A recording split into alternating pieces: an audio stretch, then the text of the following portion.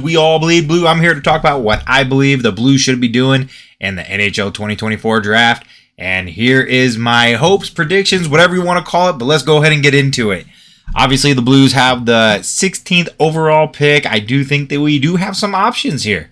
Assuming that we're not going to go ahead and trade it away up or down or anything like that. If we just stay at the 16 and keep our picks like we did last year, here's what I can see or hope happening. Obviously, I think if any of the top six defensemen fall at the number 16 pick, we should be running to the podium and taking any one of them. Unfortunately, I don't think that's going to be that realistic. The only one I could possibly see falling that low would be Carter Yekemchuk.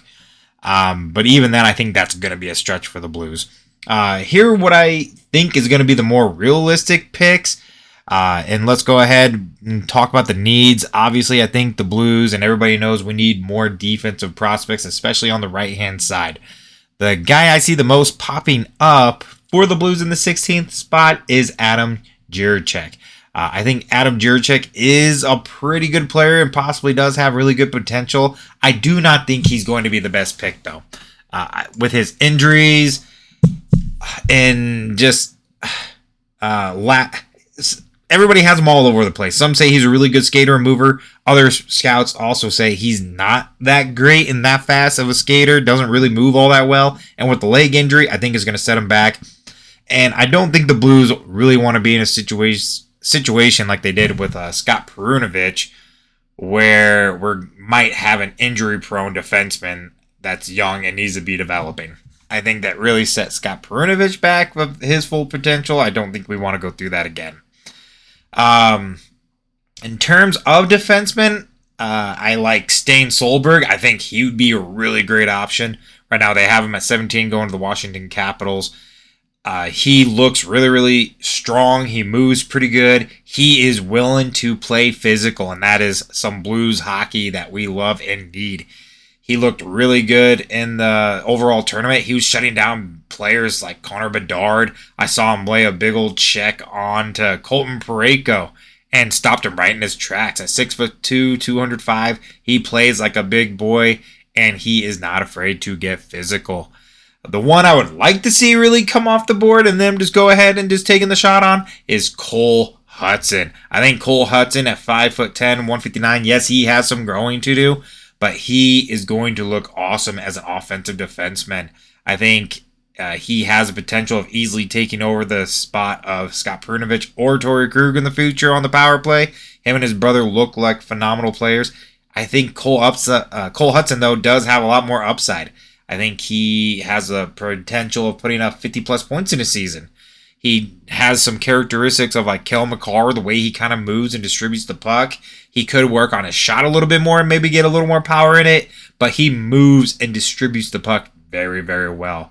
I am a huge fan of Cole Hudson. I have no problem with them stretching and taking him as the 16th overall pick. In terms of forwards, there's a few that could fall to the 16th. I think are going to be a stretch. The only ones I really see would be maybe Cole Yzerman, Beckett Senick, or Costa Helenius. If either of those three fall and the Blues rush to the podium and take either one of those three, I'm definitely not going to be disappointed. Michael Branson, knee guard. I think looks like a fine player. That's another one that looks like he could be going at the 16th pick is what he's graded. Any other forward that's still available at that spot, I honestly would just prefer trading the pick and either moving down and just take Cole Hudson and getting more picks, or maybe just trading for an already NHL-ready player. We just don't really need more potential second, third line forwards at the moment. But with the second round picks, there's a few that if they do drop to the Blues' 48th overall pick, one of them being Henry Muse. He's another potential offensive defenseman, a little bit bigger than Cole Hudson, though, at 6 foot, 185 pounds, 65 games, 61 points in the OHL. This guy knows how to move the puck. He knows how to skate. He definitely has a little bit more defensive, better qualities, a little bit higher IQ. They have him graded at 42 overall. I think it's going to be a stretch if he falls at 48, but if he does, they should be running to the podium. If they can somehow manage to get Henry Muse, or if he's off the board, another defenseman I would love to see them take would be Jesse Pulkkinen. At 6'6", 220 pounds, he skates really well. He has pretty good handling. He's physical. He can hit guys off pucks. He's going to defend really well. At 6'6", I like Jesse Pulkkinen. I think he's a little underrated, but he is one that could possibly go in late first round too. So we'll have to keep an eye on him. Any forwards that might fall to his play, it could fall in that range. Max Macy, maybe Tanner Howell. Those are not going to be bad picks. If we get either one of those guys, I will definitely be just fine with those as well, even though I definitely prefer the defenseman. Number 56, right now we have Ben Danford. I don't think he's going to be a bad pick. He's another right-handed defenseman. I think he's all right. Not really offensive, but we don't always need offensive defensemen. I think right now we should be looking to try to take some defensemen that could possibly replace Torrey Krug and Justin Folk in the near future. I think Theo Lindstein is going to be able to take the place of Nick Leddy here in a couple of years, so I think we have that part covered. But otherwise, there really is no defenseman. Maybe Adam Kleebler. If he falls, he's in 6'5", 214-pound right-handed defenseman. He doesn't really have any pro-level experience yet. He's going to take a while to develop.